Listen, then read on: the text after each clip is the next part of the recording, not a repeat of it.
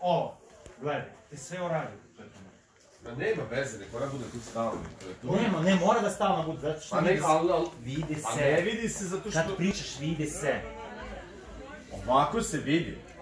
Vidi sve. Samo isključi. Dobro, okej. Samo svetlo se vidi. Možda tehnički išće vanji. Da. Jedno. Samo kad prva... Nemoj. Prva dolaziš, poslije pričaš. Njemu možeš da pričaš kada dolaziš. Do mikrofona ne bacimo. Uđeš. Znači... Ušao. Evo momci! Razumem? Dođi tu. Znači... Evo momci! Ajde tamo. Dobro to. Samo zbog mikrofona. Malog i molim te glasno. Da. Ništa se ne čuje. Ajmo još odjednom. Ne može više. Ne može. Izvinite. Zdravi. Gotovi ste?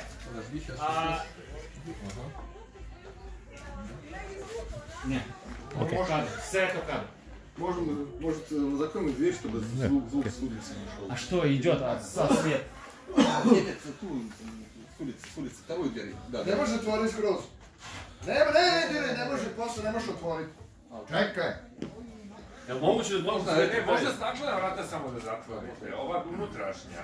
Zbog zvuka. Staklena, onda će biti tiše. Pa samo zvuka, da. Okej. Ovdje... Moram da sedimo. Mora se skloniti tison, jer ko gurne, poslije se oteliš da skineš i si ti tison. Ali šefe, kako je to moguće? Ja sam vas prvi par dana pitao da li mogu da idem negdje. Ja treba na Frušku goru da idem sa porodicom, ne možete. Pa naravno šefe, razumijem vas, da. Da, ali nije...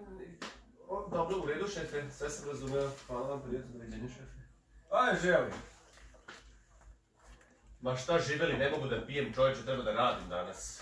Posao je zlo!